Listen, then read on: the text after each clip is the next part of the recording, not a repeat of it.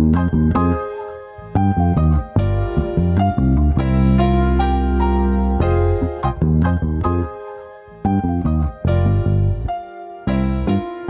had to change how I was living, so I changed the way I eat, changed the way I felt, so I could change the way I speak. I stopped listening to music that was changing how I think. Then I put the liquor down, was time to change the way I drink. Please don't take it personal, I'm taking care of me. Stressing about my future, it was Welcome to another episode of Becoming Her with Ashley Martin, a space for the woman who's ready to heal, grow, and step into her next level. Here, we talk transformation, healing, purpose, and the journey to becoming the woman you were always meant to become. I am your host, Ashley Martin, and together we are becoming. Before we begin, let's take a deep breath together.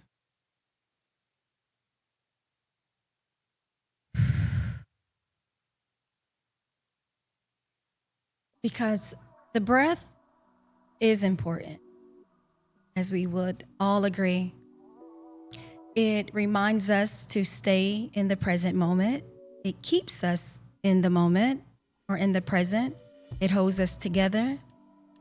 And so it is always important to remember the breath. And in this conversation that we are going to have today, taking a deep breath before we begin is important and necessary. Today, we are going to be having a conversation or the discussion about a topic that many of us have personally dealt with ourselves or have dealt with it through someone else that we love or know. And that topic today is going to be suicide. It's a conversation that is hard, but it is necessary. What I hope today with bringing this conversation to you is that I will bring more awareness, that I will offer grace, and that I will remind you how important it is to do both of those things, to bring awareness, to offer grace, and to offer compassion. Because oftentimes we hide behind smiles, and that's something that I am so passionate about, creating a space that fosters healing, creating a space in which we have necessary conversations that are hard. And so today, on the topic of suicide, I want to again remind you how important it is to be graceful to not only ourselves or to offer that grace and compassion, but to remember how serious the struggle is for so many people. You know, most recently, I had this encounter with a very beautiful woman, very beautiful, but very tough on the exterior. When I met her, I was like, she's so pretty. But yeah, after listening to her, I'm like, she's tough. But a moment happened organically in which she was triggered by the word I used today, topic, suicide. And she started crying, and it literally broke her down. And after discovering that it was a very close relative who committed suicide and that it really affected her because she was actually in the same home when this happened, it made me realize how important this conversation is and how we have to bring more awareness to the silent struggles that so many of us have and face. And so I wanted to also remind, everyone how so often appearances do not tell the full story. Again, we hide behind smiles We hide behind when someone asks, "How are you today?" "I am doing fine," when really we're not. And so it is so vital to not only really ask your loved ones and your friends, no, really, how are you? And it's just something that for me, it touches, people say, oh, that's close to home. It's close to home because I haven't directly lost someone to suicide, but I remember my daughter saying to me that she contemplated it because of all the things that she was navigating at the time with her identity. And it made me realize that although there were some things that I didn't necessarily agree with, that it was so important for me to not only be a loving mom, but to be compassionate in a sense, because God knows I don't know what I would have done or where I would be if she would have made that decision. And unfortunately, there are so many people, so many children that have made that decision because maybe someone wasn't offering enough grace or enough compassion. And so it is so important, and I will emphasize the word important. It's so important for us to offer compassion whenever, wherever is necessary. I think about the time that, and this is going to tie into the topic, of course, but I think about my dog, Jack. We got Jack when he was, I would say, about 9 to 10 weeks old, maybe. And I remember my husband bringing him. He was so small, and I just kind of cuddled him in my lap. And Jack quickly grew into this enormous dog, and his breed was a Great Pyrenees.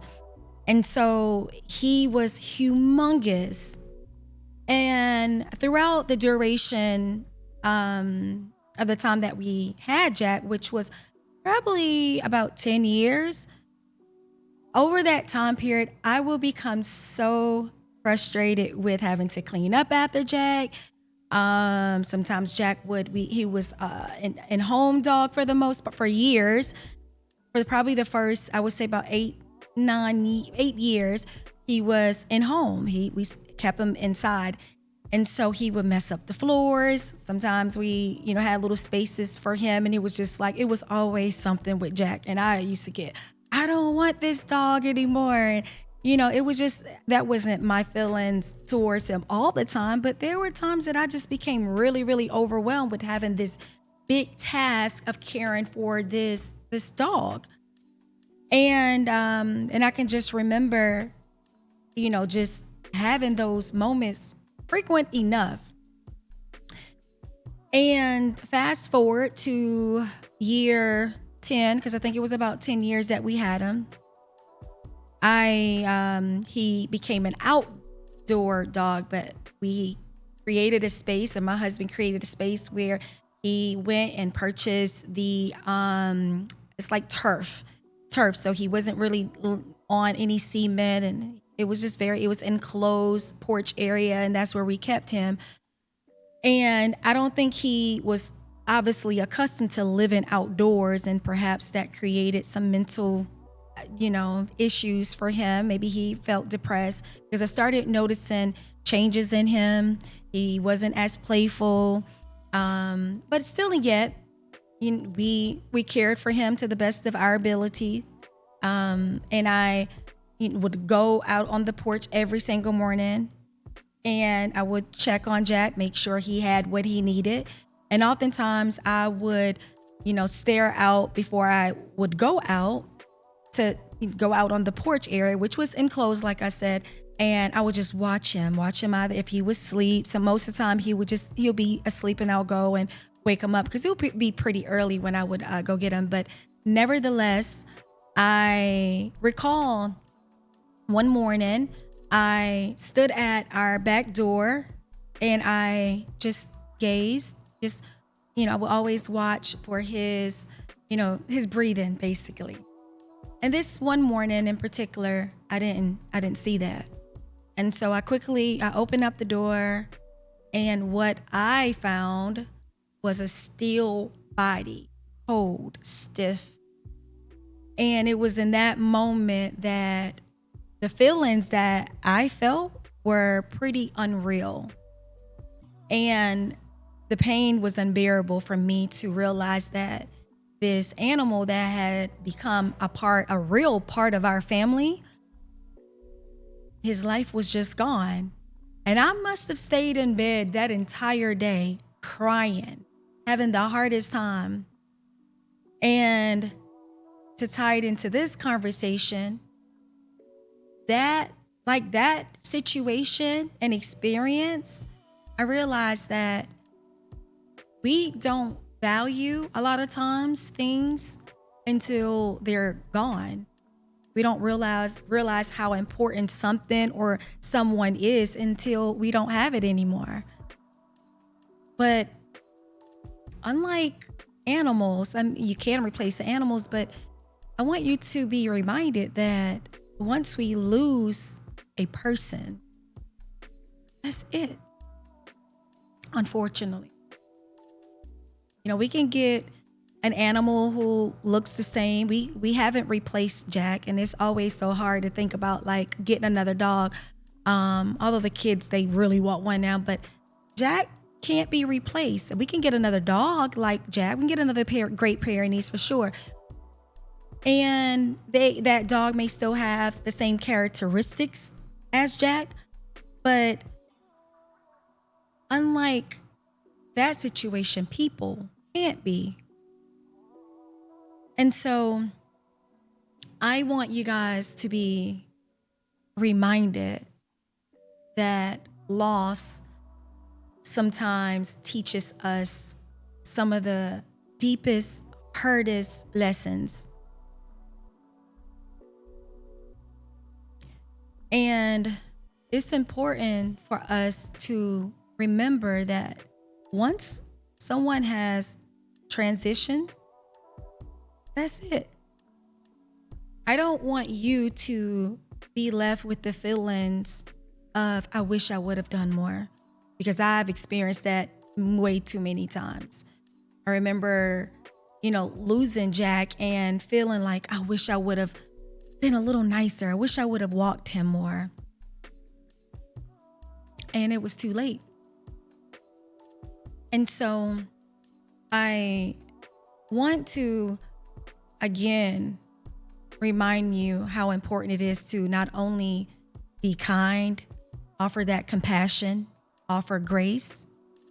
You can perhaps save someone's life, convince them that their life has meaning, their life has purpose. And so if you are struggling with any ideas or thoughts of suicide, I want you to know that there's help. You could call someone that you love or trust, talk to them. Instead of holding your feelings in, you can write them. You can write. You can choose to decide just the little things. I don't care how small they are. You can decide that my life has meaning, and you can jot the little things down. I don't care how little you think they are. You can start pinning the things down that helps you to remind you that I want to be here for this or that, or whatever that list may be. But your life has meaning. You matter. And if you're someone who knows someone who are struggling with these thoughts and these things, I want you to be reminded that it is so important to never minimize someone's pain.